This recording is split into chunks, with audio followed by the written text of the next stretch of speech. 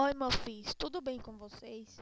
Na videoaula de hoje, vamos dar continuidade ao assunto de propriedades coligativas, onde as propriedades coligativas são aquelas propriedades das substâncias puras que vão ser modificadas quando se adiciona um soluto não volátil a elas.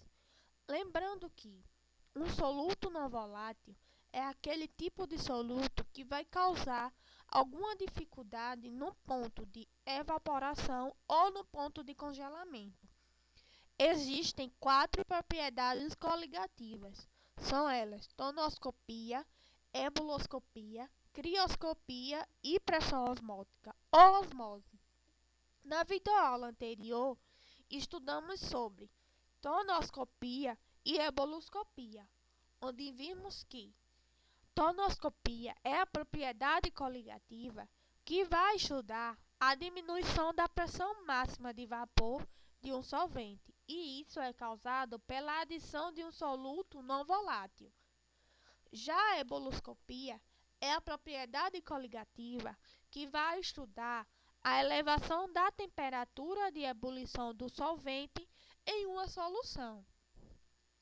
Na videoaula de hoje, vamos ver um pouco sobre crioscopia e pressão osmótica, onde a crioscopia ela também é conhecida como criometria. Então, essa propriedade, a crioscopia, ela vai estudar a diminuição do ponto de congelamento de um líquido que é causado pelo soluto não volátil. A fórmula que vai nos permitir entender e relacionar essa propriedade é a seguinte: ΔTc igual a Tc2 menos Tc, onde Tc vai significar C, a temperatura de congelamento da solução, e Tc2, a temperatura de congelamento do solvente. A crioscopia ela pode ser explicada da seguinte forma: quando a gente adiciona um soluto não volátil a um solvente, as partículas desse tipo de soluto vai dificultar a cristalização do solvente, dando origem à propriedade coligativa da crioscopia. Um exemplo disso é porque o ponto de congelamento da água pura é superior ao da água poluída. Isso vai ocorrer porque a água poluída possui partículas não voláteis, que vai dificultar o congelamento desse tipo de líquido. Já o da água dita purificada, ela é isenta de qualquer corpo estranho, ou seja, ela é isenta de qualquer partícula não volátil. Então, o seu ponto de cristalização é mais rápido. Vocês sabiam que a água salgada ela apresenta um ponto de congelamento inferior em relação à água doce? Como é que eu posso explicar isso a vocês? Vejam, as temperaturas necessárias para congelar uma amostra de água salgada é muito inferior à daquelas temperaturas necessárias para congelar uma amostra de água doce. Um iceberg ele é composto por água doce, uma vez que a temperatura não é baixa o suficiente para poder congelar a água salgada. O procedimento de se utilizar o sal para reduzir a temperatura de congelamento da água e assim fundi-la em avenidas cobertas de gelo é um tipo de procedimento que é bastante usado em cidades em que o inverno é muito rigoroso. Então, a crioscopia vai explicar situações desse tipo que eu acabei de citar para vocês. A osmose é a passagem do solvente de uma região pouco concentrada em soluto para uma região mais concentrada em soluto. E isso vai ocorrer sem qualquer gasto de energia. Vocês sabiam que a salada, após um certo tempo ser temperada, ela se apresenta murcho? E a razão disso ocorrer é a osmose. Esse tipo de transporte passivo, ele consiste na difusão de moléculas de água, que é o solvente, que é predominante do meio com mais para com menos concentração dessas moléculas, por uma membrana semipermeável. Então, chama-se pressão osmótica aquela pressão que deve ser aplicada para evitar que o solvente atravesse a membrana semipermeável.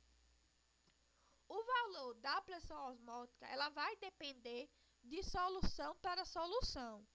Então, quanto maior for a concentração da solução, maior será a pressão osmótica. Então, o cálculo que vai nos permitir entender como é realizado e como é utilizado a pressão osmótica é o seguinte: π igual a m vezes r vezes t vezes i, onde π nesse caso é a pressão osmótica, m é a concentração em mol por litro, r é a constante universal dos gases, t é a temperatura na escala absoluta, ou seja, a temperatura vai estar em Kelvin. E I é o fator de Van der Waals, que a gente estudou na propriedade coligativa da ebuloscopia. Se a gente comparar os valores das pressões osmóticas de duas soluções qualquer, a gente pode classificá-las da seguinte forma: solução hipertônica, solução hiportônica e solução isotônica, onde a solução hipertônica é aquela solução quando a pressão osmótica vai ser maior que a pressão da outra solução. A solução hiportônica é quando a pressão osmótica é menor do que o da outra solução. Já a solução isotônica vai nos indicar que a pressão osmótica é sempre igual ao da outra solução. Então, quando a gente diz que a bebida é isotônica, isso quer dizer que ela vai possuir a concentração de sais minerais igual à concentração dos líquidos que vai estar presente no nosso corpo, como o suor e o sangue. Vocês sabiam que o soro caseiro, ele também se enquadra nisso? E é por isso que a importância da gente não errar na quantidade de sal e açúcar quando a gente vai prepará-lo. Uma concentração errada causa um meio hipertônico ou hiportônico, podendo ter consequências adversas disso, como a gente pode ver na imagem que está aparecendo para vocês. Vejam que a solução, quando ela estiver hipertônica, isto é, a concentração vai estar maior que a do meio, que no caso do que a do sangue. Então, as hemácias irão perder água por osmose e vai começar a murchar. Por outro lado, se o líquido estiver hipertônico, as hemácias aí vai começar a inchar-se de água. Então, passará do exterior para dentro delas, por meio de suas membranas, através da osmose, ocorrendo o risco de explodirem. Já quando estiver isotônico, então quer dizer que as concentrações vão estar iguais, certo? Então não vai ocorrer nenhuma consequência adversa. Quando a gente fala da osmose reversa, o próprio nome já diz, acontece no sentido contrário da osmose. Dela, o solvente se desloca no sentido da solução mais concentrada para menos concentrada, isolando assim um soluto. Enfim, o estudo das propriedades coligativas acabou com o vídeo-aula de hoje sobre crioscopia e pressão osmótica. Vou relembrar a vocês que quanto ao assunto de propriedades coligativas, eu não vou estar cobrando os cálculos que podem ser efetuados nessas 4 propriedades que eu expliquei para vocês, tanto na videoaula anterior como na de hoje. Eu quero que vocês entendam a relação das fórmulas para explicar as 4 propriedades coligativas, certo? Então, obrigado e agradeço a atenção de vocês. Tchau, tchau e até a próxima.